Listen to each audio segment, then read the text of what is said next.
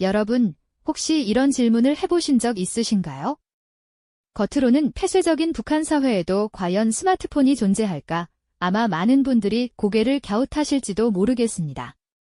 하지만 놀랍게도 우리가 상상하는 것보다 훨씬 더 많은 북한 주민들이 일상 속에서 스마트폰을 사용하고 있다는 사실 알고 계셨나요? 겉으로는 외부와 단절된 것처럼 보이는 그곳에서도 디지털 기술이 스며들어 예상치 못한 방식으로 삶을 변화시키고 있다는 점이 참 흥미롭지 않으신가요? 오늘 우리는 바로 이 미스터리하고도 은밀한 북한의 스마트폰 이야기를 깊이 들여다볼 예정입니다. 스마트폰이라는 작은 기기가 어떻게 북한 사회의 깊숙한 곳까지 파고들어 우리가 알지 못했던 변화의 물결을 만들어내고 있는지 함께 탐험해 보시죠. 이 이야기는 단순한 호기심을 넘어 정보와 기술이 가진 힘이 얼마나 강력한지, 그리고 그것이 인간의 삶에 어떤 영향을 미칠 수 있는지에 대한 중요한 통찰을 제공할 테니까요. 그럼 먼저 북한 스마트폰의 실체와 그 확산 배경부터 차근차근 살펴보겠습니다. 북한의 스마트폰이 처음 등장한 것은 2000년대 후반으로 거슬러 올라갑니다. 당시에는 아주 소수의 고위층이나 특권층만이 제한적으로 이용할 수 있는 일종의 사치품이었죠. 하지만 시간이 흐르면서 보급률은 점차 늘어났고 이제는 추정치로만 봐도 상당수의 주민들이 스마트폰을 손에 쥐고 있다고 합니다. 2020년대 들어서는 그 수가 무려 600만 명에 육박한다는 분석도 나오고 있는데요. 한반도 전체 인구를 고려하면 결코 적지 않은 숫자임이 분명합니다. 그렇다면 북한 주민들은 어떤 스마트폰을 사용하고 있을까요? 우리에게 익숙한 삼성이나 애플 같은 글로벌 브랜드는 아니지만 아리랑, 평양, 진달래와 같은 자체 상표를 단 모델들이 주를 이룹니다. 이 스마트폰들은 겉모습만 보면 우리가 쓰는 기기와 크게 다르지 않습니다. 터치스크린과 카메라, 다양한 앱들을 갖추고 있죠. 하지만 중요한 차이점은 바로 이 모든 기능이 내부망을 중심으로 작동한다는 점입니다.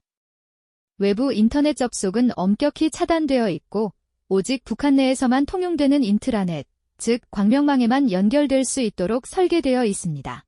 그럼에도 불구하고 스마트폰은 북한 주민들의 삶에 빠르게 스며들었습니다.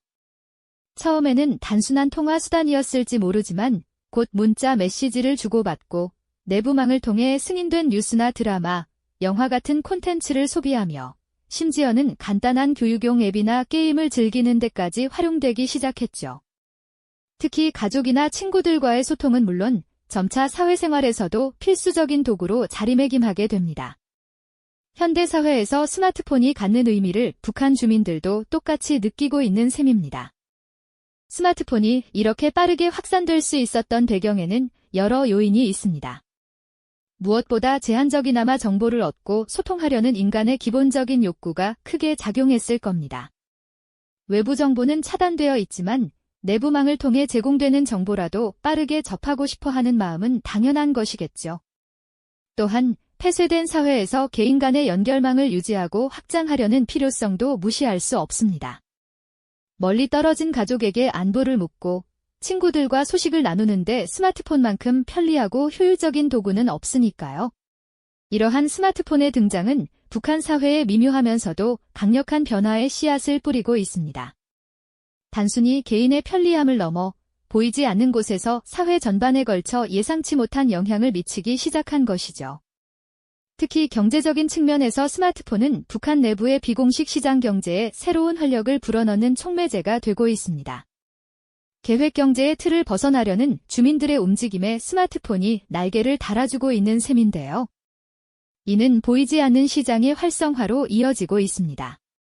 예를 들어 스마트폰은 정보 교환의 중심이 되면서 시장의 효율성을 높이는 데 크게 기여합니다. 상인들은 실시간으로 물품의 가격 정보나 재고 현황을 파악하고 필요한 물건을 빠르게 조달하며 심지어는 모바일 메신저를 통해 거래를 조율하기도 합니다. 이는 과거 직접 발품을 팔아야 했던 번거로움을 줄여주고 더 많은 거래를 가능하게 만들죠. 아직은 비공식적인 영역이지만 스마트폰을 통한 송금이나 소액 결제도 암암리에 이루어지고 있다는 이야기도 들려옵니다. 이처럼 스마트폰은 북한 내부에 보이지 않는 시장을 더욱 활성화시키는 중요한 역할을 하고 있습니다. 폐쇄적인 환경 속에서도 경제활동의 새로운 지평을 열어가고 있는 것이죠. 이처럼 스마트폰은 북한 주민들의 일상에 깊숙이 파고들어 단순히 소통의 도구를 넘어 사회와 경제의 풍경을 조금씩 바꾸어 나가고 있습니다. 다음 시간에는 이 스마트폰이 북한 사회와 문화에 어떤 변화를 가져오고 있는지, 그리고 북한 정권은 이러한 변화를 어떻게 통제하고 감시하려 하는지에 대해 더 자세히 알아보는 시간을 갖겠습니다. 네, 지난 시간 스마트폰이 북한에 보이지 않는 시장을 어떻게 활성화시키고 있는지 살펴보셨죠. 이제는 그 시선을 조금 더 넓혀 이 작은 기기가 북한 주민들의 일상과 사회, 그리고 문화에 어떤 물결을 일으키고 있는지 함께 들여다볼 차례입니다. 겉으로는 철저히 통제되는 사회 같지만 그 안에서도 스마트폰은 제한적이나마 새로운 경험과 변화를 가져오고 있거든요. 가장 먼저 눈에 띄는 건 역시 소통 방식의 변화일 겁니다. 예전에는 멀리 떨어져 사는 가족이나 친구와 연락하는 것이 여간 어려운 일이 아니었죠. 하지만 이제는 스마트폰 내부망을 통해 메시지를 주고받거나 심지어 영상통화까지 가능해지면서 심리적 거리가 훨씬 가까워졌습니다. 명절 때 고향에 가지 못해도 영상으로 안부를 전하고 자식들의 얼굴을 보며 이야기 나눌 수 있다는 건 상상 이상의 큰 위안과 행복을 가져다주는 일이죠. 비록 외부와 연결되지는 못하지만 내부에서만큼은 관계의 폭과 깊이를 확장시키는 중요한 도구가 된 것입니다. 문화적인 소비 행태도 달라지고 있습니다.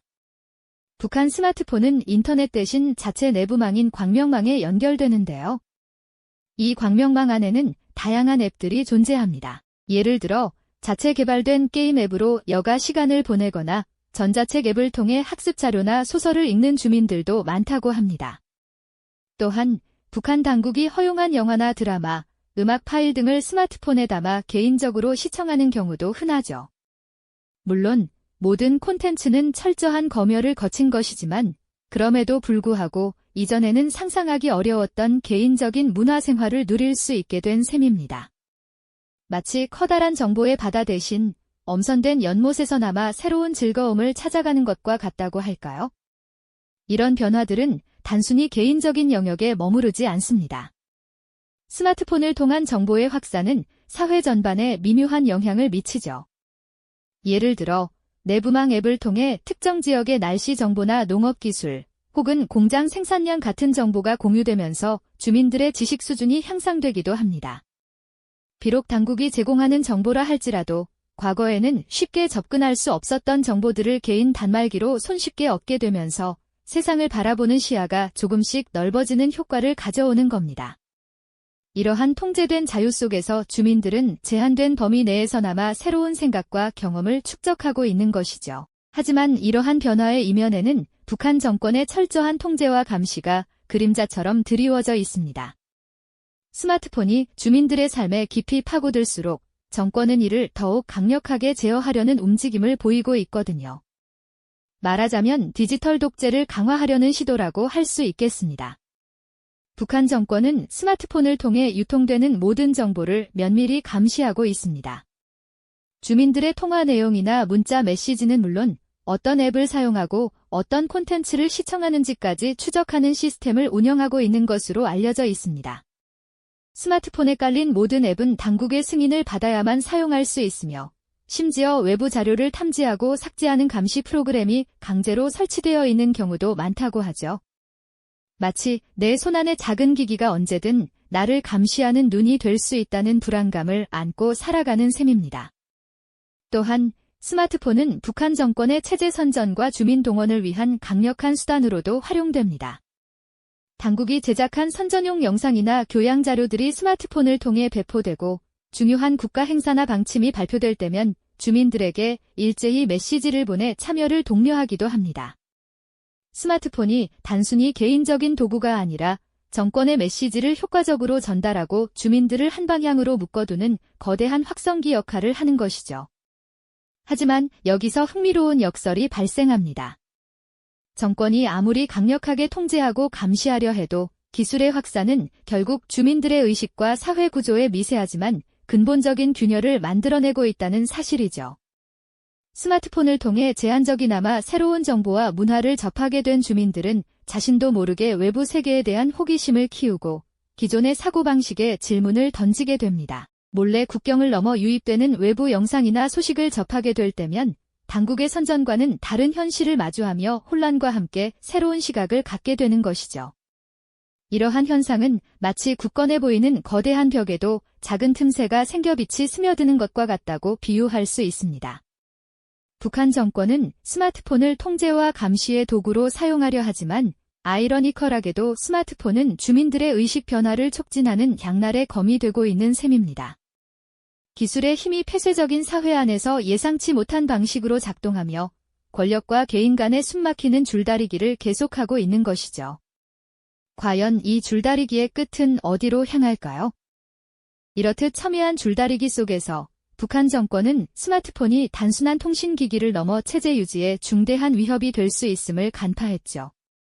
그래서 그들은 이 작은 기기를 통제와 감시의 가장 강력한 도구로 활용하고자 했습니다. 마치 거대한 거미줄을 치듯 주민들의 디지털 생활 전반에 걸쳐 촘촘한 감시망을 들이운 것이죠. 이른바 디지털 독재라는 이름으로 불릴 만한 엄격한 통제 시스템을 구축하기 시작한 겁니다. 가장 대표적인 감시 방식 중 하나는 바로 감청입니다. 주민들이 스마트폰으로 나누는 대화나 메시지 내용은 언제든 정권의 감시 대상이 될 수 있습니다. 이는 마치 모든 대화가 투명한 유리벽 너머로 이루어지는 것과 같아서 개인의 사적인 영역이 사실상 존재하지 않는다고 봐도 무방할 정도죠. 또한 스마트폰에 설치되는 모든 앱은 국가의 엄격한 승인 절차를 거쳐야만 합니다. 외부 정보 유입을 원천 봉쇄하고 오직 정권이 허락한 정보와 서비스만을 이용하도록 강제하는 것입니다. 마치 미리 정해진 길만을 걸어야 하는 미로와 같다고 할까요? 이러한 앱 검열은 단순한 차단을 넘어 스마트폰 자체를 체제 선전의 도구로 탈바꿈시키는 데 활용됩니다. 모든 주민의 스마트폰에는 필수적으로 감시 앱이나 검열 프로그램이 설치되어 있다고 알려져 있습니다. 이 앱들은 주민들의 통화 기록, 문자 메시지, 심지어는 어떤 콘텐츠를 보는지까지 실시간으로 감시할 수 있는 기능을 가지고 있습니다. 마치 그림자처럼 스마트폰 사용자의 모든 움직임을 따라다니는 셈이죠. 동시에 정권은 스마트폰을 통해 체제 선전물을 배포하고 주민들을 동원하는 수단으로도 적극적으로 활용하고 있습니다. 중요한 국가 행사나 이념 교육 자료를 스마트폰으로 전달하며 주민들의 사상을 통제하고 결속력을 다지려는 시도를 멈추지 않는 겁니다. 하지만 과연 이러한 디지털 독재가 완벽하게 작동할 수 있을까요? 역설적이게도 정권의 강력한 통제 속에서도 스마트폰은 주민들의 의식 변화를 촉진하는 예상치 못한 역할을 하고 있습니다. 아무리 굳건한 벽이라도 작은 틈새가 생기기 마련이듯 북한 정권의 통제에도 불구하고 기술의 확산은 결국 주민들의 의식과 사회 구조에 미세하지만 근본적인 균열을 만들어내고 있는 것이죠. 마치 거대한 댐에 아주 작은 실금이 가기 시작하면 언젠가는 그 실금이 점점 커져 댐 전체에 영향을 미치게 되는 것과 비슷하다고 볼 수 있습니다. 정권은 스마트폰을 통제와 감시, 그리고 선전의 도구로 활용하려 하지만 아이러니컬하게도 스마트폰은 주민들에게 제한적이나마 외부 세계에 대한 호기심을 자극하고 정보를 갈구하는 인간 본연의 욕구를 일깨우고 있습니다. 내부망 안에서만 허용된 콘텐츠라 할지라도 그 안에서 새로운 기술과 미디어에 익숙해지는 경험 자체가 의식의 변화를 가져오는 불씨가 되는 것이죠. 갇힌 공간 안에서 작은 창문이라도 발견하게 되면 사람들은 자연스럽게 그 창문 너머의 세상을 상상하고 궁금해하게 되니까요. 이러한 상황은 북한의 스마트폰이 단순히 통제와 감시의 도구가 아니라 동시에 북한 사회 내부의 변화를 촉발하는 양날의 검이라는 통찰을 더욱 분명하게 보여줍니다. 정권은 통제를 강화할수록 주민들의 정보 접근 욕구는 더욱 커져만 가고 이는 마치 스프링을 누르면 누를수록 더 강하게 튀어오르려는 성질과도 같습니다. 기술이 가져오는 변화의 물결은 아무리 막으려 해도 완전히 막을 수 없는 강력한 힘을 가지고 있는 것이죠. 권력과 개인 간의 숨막히는 대결 속에서 스마트폰은 그 중심에서 미묘한 균형을 흔들고 있습니다. 이 복잡하고 아이러니한 현실은 북한 사회가 맞닥뜨린 가장 큰 도전이자 미래를 가늠할 수 있는 중요한 지표가 되고 있습니다. 과연 이 디지털 시대의 줄다리기는 어떤 방향으로 나아가게 될까요? 우리는 이 미지의 미래를 함께 지켜봐야 할 것입니다. 이러한 줄다리기 속에서 북한 정권은 스마트폰을 단순히 주민들의 손에 쥐어주는 것을 넘어 이를 체제 유지와 통제를 위한 강력한 도구로 적극 활용하려는 모습을 보이고 있습니다.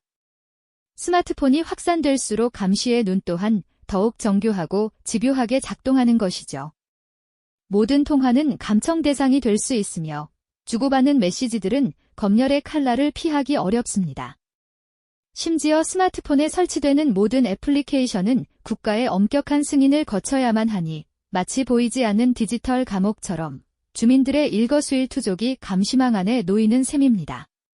정권은 이러한 철저한 통제 시스템을 통해 스마트폰을 체제 선전의 확성기로도 이용합니다.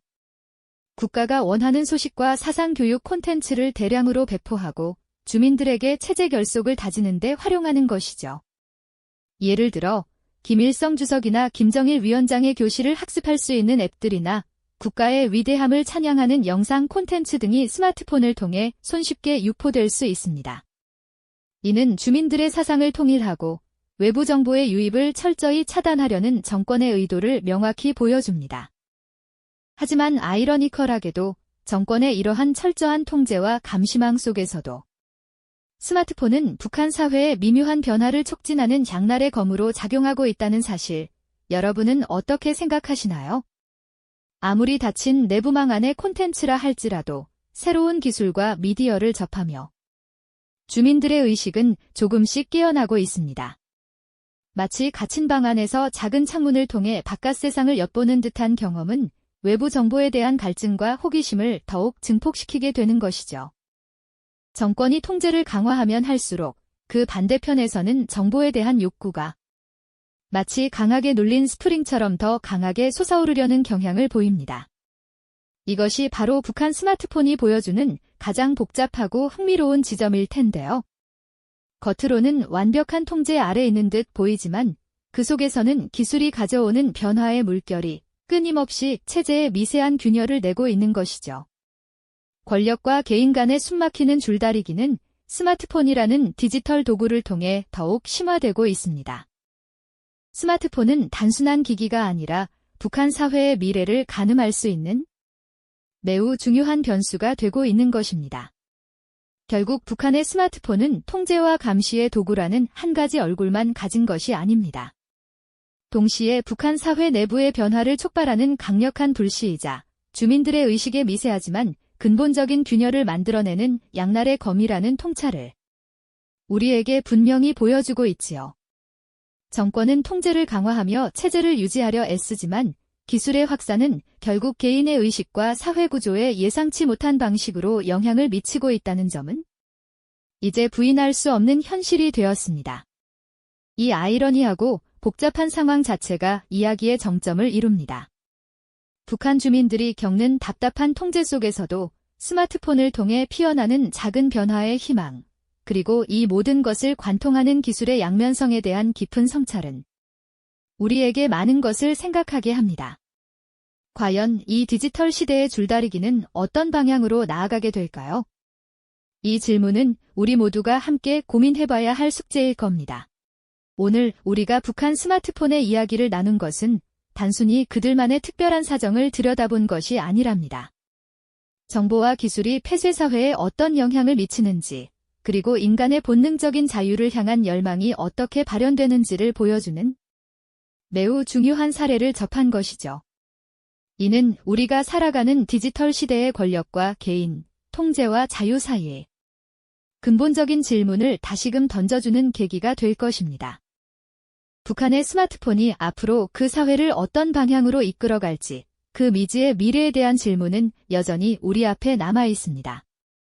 기술이 가져올 변화의 힘은 때로는 예상치 못하고, 때로는 그 누구도 막을 수 없는 강력한 흐름을 만들어내곤 하죠.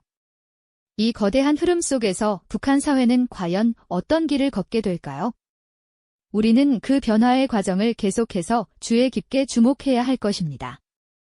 이 영상이 도움이 되셨다면 좋아요와 구독 부탁드립니다. 여러분의 응원이 제게 큰 힘이 됩니다. 다음 영상에서도 더 유용한 정보를 공유하겠습니다. 감사합니다.